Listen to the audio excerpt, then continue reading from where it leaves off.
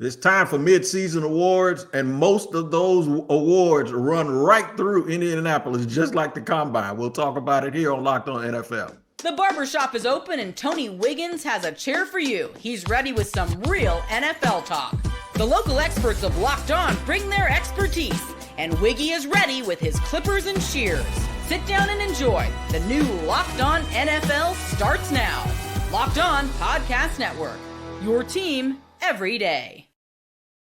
It is your team every day here on Locked On NFL. We thank you for making us your first listen. I'm Tony Wiggins, the host of The Barbershop, here on the Locked On NFL Network, where you get 2 shows each day where we navigate you around the National Football League and use the help of local experts that have their pulse on their teams to keep you all abreast as to what's going on. I remind you where we are, wherever you get your podcast. Make sure you tap into that location, whether you watch or listen. Over on Amazon Music, you can hear the ad-free version of this show. Make sure you check that out. You don't want to miss an episode, especially like the one we have for you here today.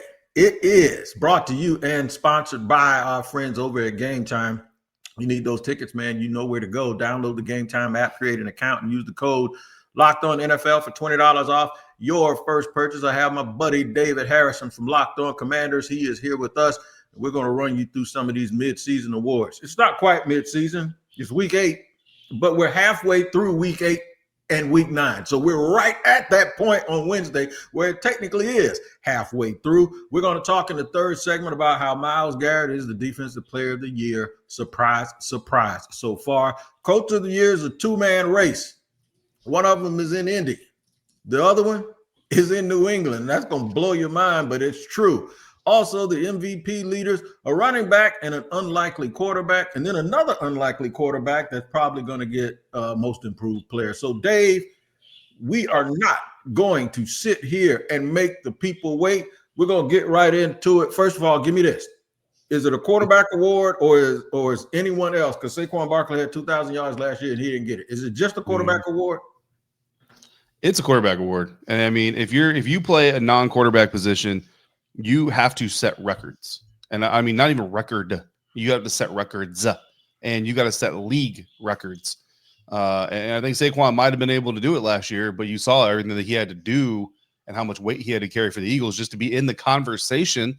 And then when it ultimately came down to it, and in the final days before the award was announced, nobody was talking about him as an actual MVP candidate. It's a quarterback award, man. Offensive Player of the Year can go to a running back or a wide receiver, but MVP is, unfortunately, in my opinion, going to go to a quarterback. I'm going to argue against you a little bit here. I agree with you, but I'm going to give some pushback because change can only come if we make change, right? Sometimes expectations and who your teammates are or aren't has a lot to do with it.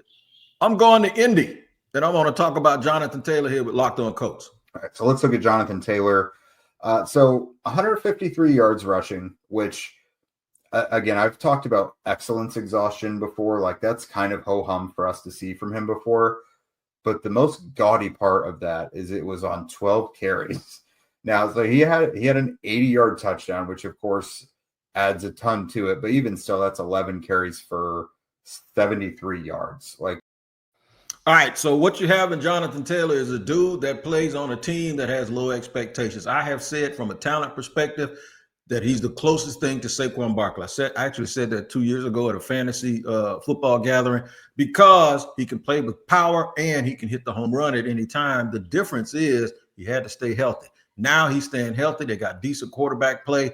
I think Jonathan Taylor might break the mold and become an MVP as a running back.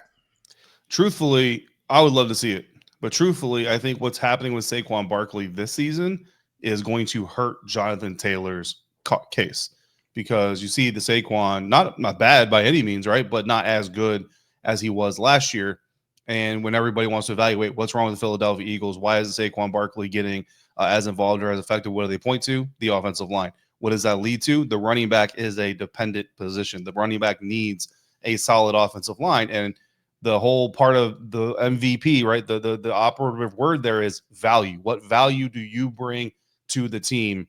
The more you rely on other people to help you be successful, the less value inherently, just by the definition of the word, you then bring to the organization. And that's not my way of downplaying any of these guys, but it's like receivers. Like, why is a receiver never going to win the MVP? because guess what? Every yard that wide receiver gains, every touchdown that wide receiver catches, that quarterback throws. So not only does, say, Jalen Hurts get every yard and touchdown that A.J. Brown gets, but he also gets all the yards and touchdowns that Devonta Smith gets, that Dallas Goedert gets, that Saquon Barkley gets through the air, right? So when you are in a dependent position, it's just naturally going to flow upstream to the source of the success. And for the running back position, a lot of times that's going to be the offensive line. And again, like I said, just when people want to talk about Jonathan Taylor as an MVP candidate, the detractors always say, bro, look at the line he's running behind.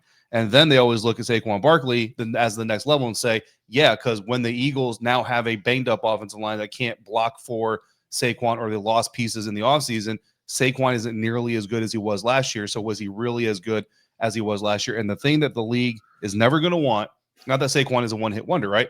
But they're never, ever, ever going to want an NFL MVP that the very next season, not injury-related, performs subpar, because that means the MVP award then is diminished. Like the Super Bowl MVP, Wig, how many times have we seen the Super Bowl MVP go to a player that nobody knew before the Super Bowl happened? Larry Brown. And then they go get a fat contract and they never do anything ever again, which is why, if you noticed, more and more in recent decades, the Super Bowl MVP award has also kind of become a quarterback award as well, because the last thing the NFL wants is this dude on a Super Bowl DVD being like, I'm the greatest player in the greatest game that ever got played, and then you ain't done nothing since. So it's the element of the game.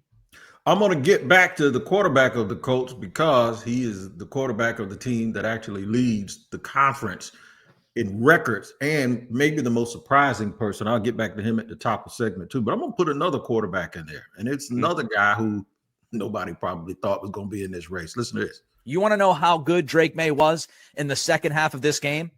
Evan Lazar posted, Drake May put up a perfect passer rating in the second half. Perfect.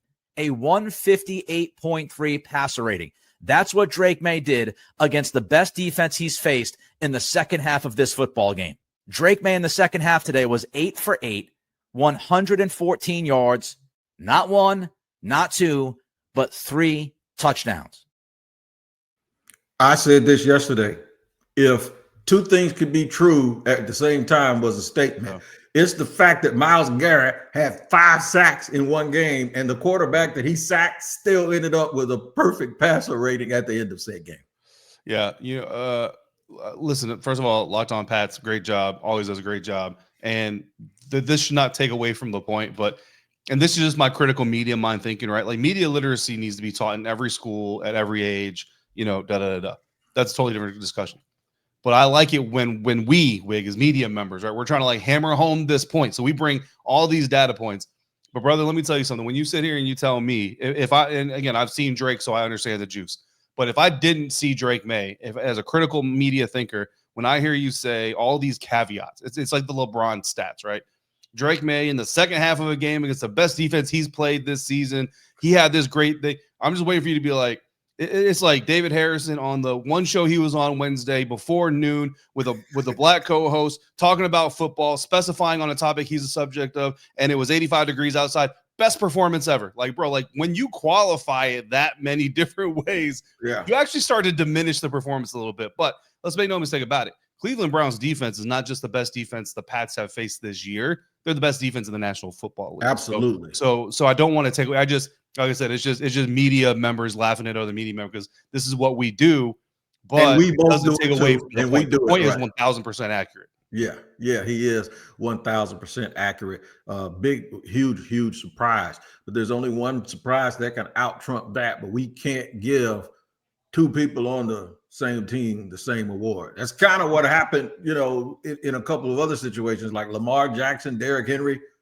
Yeah, that situation. But we'll discuss that and more here as we head to Coach of the Year and Most Improved Player. We'll talk about it in just a second here on Locked On NFL.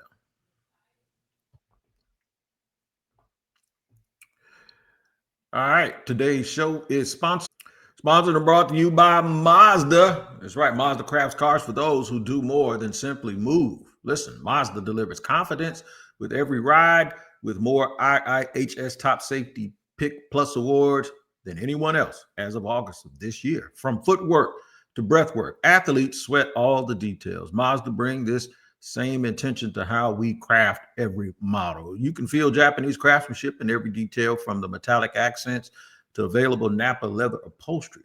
You can make everyday drives feel like anything but everyday drives, from smooth handling to intuitive controls. With all-wheel drive standard in every crossover SUV, you can drive with confidence through almost any season. Like our players, we sweat every detail, because when you make every move count, impossible becomes irrelevant. Mazda, move and be moved. And today's show is sponsored and brought to you by Game Time. The NFL is back, and honestly, there's nothing better than being in the stadium surrounded by fans cheering on your team. But let's be honest, getting tickets can be a hassle. Between queues, login screens, and prices jumping all over the place at checkout, it's a very, very frustrating process. That's why I use Game Time, the app that gives the advantage back to fans. Game Time is fast, it's easy, and it's backed by Game Time's guarantee. You'll always get 100% authentic tickets delivered on time and at the best price. Plus, all fees are included. So the price you see is the price you pay. Tell you what, I pulled up on the Game Time app in just a couple of taps. Bap, bap. I saw amazing deals, and I'm talking about your favorite NFL games as low as $100. Download the Game Time app and create an account. Use the code LOCKEDONNFL for $20 off your first purchase. Terms apply. Again, that's promo code LOCKEDONNFL for $20 off. Swap, type, ticket, go. Download Game Time today. All right, let's continue our mid-season awards here, as we have talked about the MVP. I left off Daniel Jones because I just don't think you can give it to two people on the same team or let them fight over it. They kind of start canceling each other out. You know what I mean? Yep. So I decided that I'm going to make him the most improved player. I don't know if there's any player in the league that has improved outside of Devin Lloyd for the Jaguars, who was the defensive player of the month early in the season. But Devin Lloyd ended up getting banged up a couple of weeks ago, so he's missed a couple of games. But Daniel Jones gets the award so far. Yeah, I mean, 100%. And you know, this is another part of the conversation I think we have to have, is that, at least as far as my research could develop, no player has ever won the MVP in the same year that their coach has won Coach of the Year, right? And when you think about those two aspects, right, what is the Coach of the Year? The Coach of the Year should be the head coach that got the most out of the staff and the players that he has. Now, there's a little bit of an inherent element to that of made the most with the least, right? It doesn't mean that he's got the worst team in the league, but it's got to be. You always have to look at it as like, man, look at what that coach has and look at what he was able to do with it. That's why he's the Coach of the Year. Well, if that's the case, then inherently those player values kind of start to go down a little bit, right? So it's an interesting dynamic. Like, the more you talk about, you know, how good of a job a coach did with the team, the less the players are. But the more you talk about the players, now the less of a job the coach did, right? Because like last year, Andy Reid, was he, you know, or not Andy Reid, McDermott, was McDermott really this like hot topic head coach of the year candidate? I'm sure in Buffalo he was, right? But because you got Josh Allen out there, Harbaugh doesn't get a whole lot of head coach of the year candidacy talk because he's got Lamar Jackson out there. So again, you usually don't have both. So if you're a Colts fan and you think Jonathan Taylor's the MVP and Daniel Jones is the most improved player, I'm not disagreeing with you, but it might take Shane Steichen out of the Coach of the Year running. It might, and it might put Mike Vrabel right in there, because they picked in the top 5 last year of the draft. Just like for me, it could have been Dan Quinn last year. I'm going to mention somebody before I decide who it's going to be. Dan Campbell. And he falls into that realm of having a real talented team. But he lost an all-pro, not a Pro Bowl, an all-pro center in his prime who retired, and Frank Ragnow, right? They have had an injured, banged-up secondary. And then he lost a whole bunch of coordinators and had his whole team. He had to go and refix and reshuffle everything. Lost the game early in the year that looked like, okay, maybe we got a reason to be scared. And then he was able to regroup that thing. And now Detroit is the top 3 team, keeping the ship on keeping the ship where it's supposed to be, keeping the train on the track has to amount for something. But I'm about to go with Shane Steichen against everything you just said so eloquently. Here's Locked On Coach talking about the coach that no one, in fact, everyone thought he was going to be fired because of the way he was handling quarterbacks. Not true. Check this out. And Shane Steichen just came into the season very prepared with Daniel Jones, and both of them are operating at such a high level. And you give a lot of credit to what Steichen's been able to do, again, with a quarterback that the whole league was ready to cast off, that we were ready to cast off on this show as well. They've just been fantastic. So Shane Steichen, like you said, for everything, Jake, like just being a head coach, winning the days on Sunday, getting everyone on the same message, holding guys accountable have been great. But Shane Steichen, the offensive whiz kid that he was hired to be, has very much come to fruition this season. He is maximizing the talent around Daniel Jones. He's maximizing Daniel Jones himself, and they're leaning into things that work. And they're putting up 33 points a game. All right, we've talked about him. You went over the Shane Steichen stuff. I had to play it because that's who I chose. Yeah. You made such great points that I'm sitting here right now, and this is in real time. I'm thinking I might have left out Mike McDaniel in Seattle. I'm telling you, it's just like when you think about it, dog. Yeah. Nobody expected them to be as competitive, as complete as they have been, especially when you consider Sam Darnold. They got rid of all of their receivers, and Sam Darnold is out there looking the same way he looked, but not throwing it as much. And probably, I think he leads the league in actual passing attempts or yards per attempt. That's outstanding, considering that nobody was thinking about him either. I mean, listen, Sam Darnold is doing better with, under Mike McDonald than he did under Kevin O'Connell. And Kevin O'Connell won Coach of the Year last year, partly because of what he did with Sam Darnold. So, I mean, it tracks. I'll tell you this. Shane Steichen, to me, is the Coach of the Year. He's the Coach of the Year. And that means Jonathan Taylor is not the MVP. Daniel Jones is not the MVP. Daniel Jones is your most improved player. But let's talk about that. Most improved player is what? It's a coaching award. Like, honestly, it's a coaching award. It shows that you're a player that was not very good under a different coach, came to this coach, and this coach made you a lot better. It's a coaching award. The most improved player is a coaching award. Comeback player is an injury award. Anyway, so yes, Shane Steichen is your Coach of the Year, and your MVP is Baker Mayfield.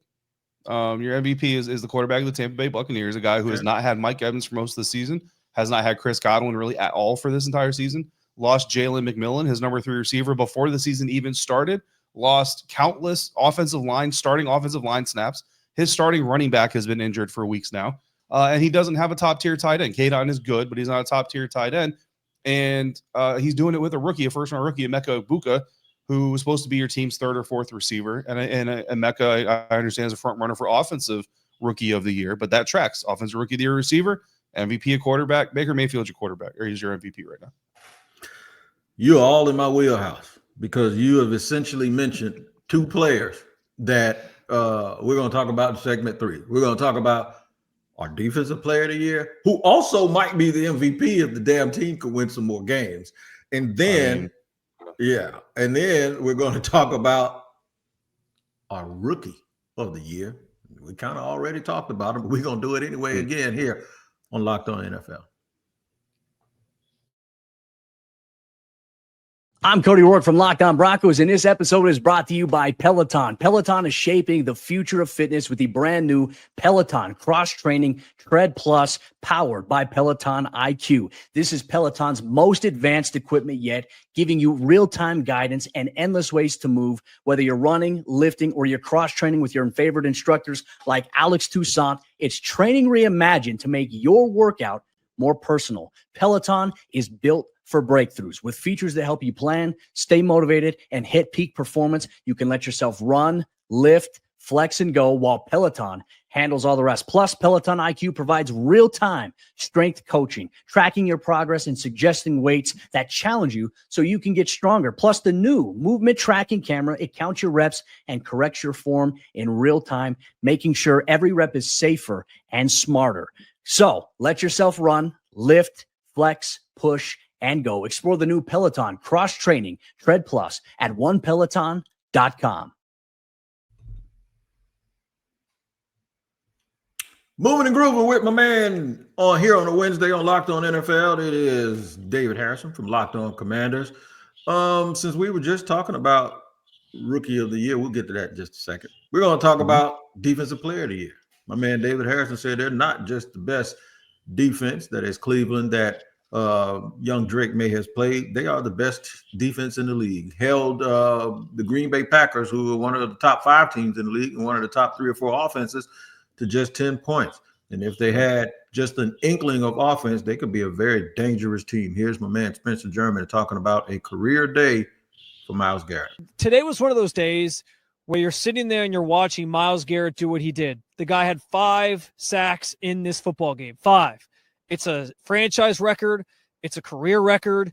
And it was just one of those games where it's like, it's this reminder of how amazing of a player we get to witness play football on this field, on other fields every single week, and that it goes to waste every single week. I'm going to go out and say it right now. If you are a young fan that has started watching football in the last 15 years, thank your lucky stars that you saw Aaron Donald and that you saw Miles Garrett, because it is just like us growing up and watching Lawrence Taylor and Reggie White. That's just how dominant both of these guys are. Miles Garrett is going to be on one of the worst teams in the league, but he's still going to be in the hunt for Defensive Player of the Year. He's going to win Defensive Player of the Year, but he's going to be in the hunt for the MVP. Oh, he's on the worst team in the league. And I'm talking about from an organizational standpoint, because there's no way in this life you should have the best defense in the National Football League and have as bad a record as the Cleveland Browns do every single year. Because this is not the first year the Cleveland Browns have had a dominant defense, right? Like, this is not new.